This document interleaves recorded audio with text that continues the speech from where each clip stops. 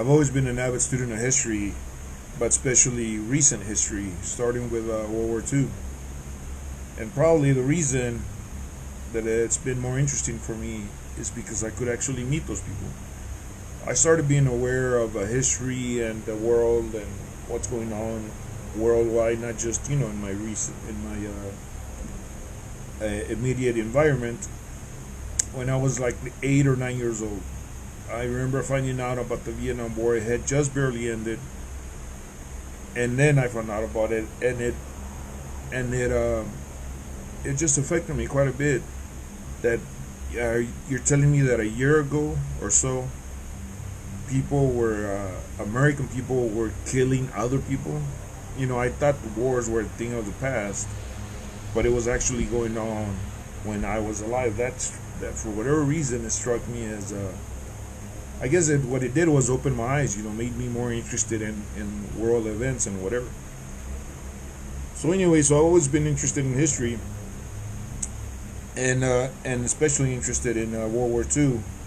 But there's always been something about World War II that's bothered me. And as soon as the information was given to me, in that instance, it bothered me. I was too shy to ask the teacher about it, to speak up. At the time, I would have been, I don't know, this would have been junior high, I guess, I don't remember. So I would have been, I don't know, 14 years old, 13 years old. And so the teacher was telling me about World War II and how it ended, and then she was talking about dropping the atom bomb on Hiroshima, and then 3 days later dropping another atom bomb on Nagasaki. And as soon as she said that, it bothered me. She said that the reason for dropping the atom bomb was to end the war, and that it actually saved lives.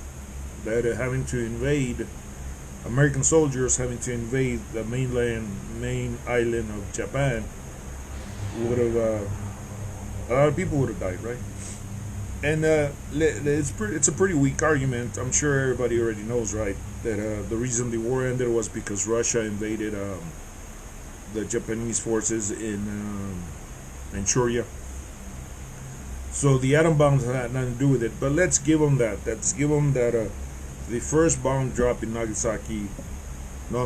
Hiroshima was to end the war. Why then drop a second bomb 3 days later? What was the reason to drop a second bomb? And that immediately, as soon as I learned that, it bothered me. Why the second atom bomb? And I didn't say anything to the teacher. I didn't ask her. But that stayed with me for quite some time.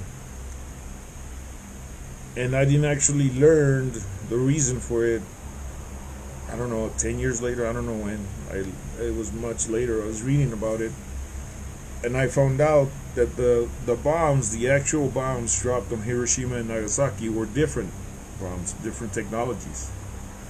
And as soon as I read that, I realized that the reason for dropping of the second atom bomb in Nagasaki was to test that technology. And not just to test the technology, but to test that technology on actual human beings. So even though the case for the first atom bomb drop in Nagasaki is pretty weak, that it was dropped to end the war, I think it's pretty common knowledge that's pretty weak. Why drop the second bomb? Well, the only reason I can figure is to test that technology. So the United States of America tested nuclear bomb technology on actual human beings before the war ended, so they could justify it. And it still bothers me to today that the United States actually did. I guess that's it.